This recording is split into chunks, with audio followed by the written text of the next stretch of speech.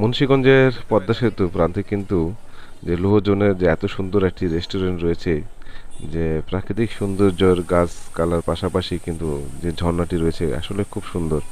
এখানে এমন কোনো লোক যায়নি বললে বলা যায়। তো সেখানে কিন্তু আজ গিয়েছিলাম পরিবার পরিজন নিয়ে সবাইকে নিয়ে ঘুরতে। তো আসলে সুন্দর একটা যে পরিবেশ, এত লোকজনের ভিড়ে এদের যে পরে যে আমেজটা, ঈদের সেই আমেজটা কিন্তু এখানে যাওয়ার পরে কিন্তু উপভোগ করতে পারলাম। আসলে বুঝলাম যে জীবনে আনন্দ দরকার আছে, উপভোগের দরকার আছে। সবকিছুর এত একটা সুন্দর পরিবেশ দেখার মতন আর কি। এখানকার খাবারের যে মানটি রয়েছে খুব সুন্দর আর কি। যখন খাবার টাবার খাওয়ার পরে কিন্তু পরবর্তীতে আমরা রাত্রে এখান থেকে চলে আসলাম মাওয়ার ঘাটে। সেখানেও কিন্তু অনেকটা সময় কাটালাম। আসলে পরিবেশটা খুব সুন্দর।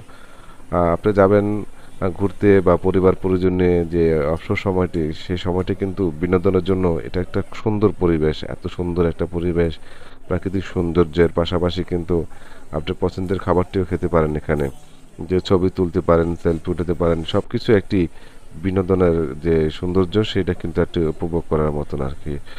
বলা যায় যেহেতু এত সুন্দর একটি পরিবেশ, আসলে সবারই একটি মন আনন্দের মেতে ওঠে। তারপরে আমরা এখানে চলে গেলাম, যাওয়ার পরে কিন্তু মাওয়াতে উদ্দেশ্যে।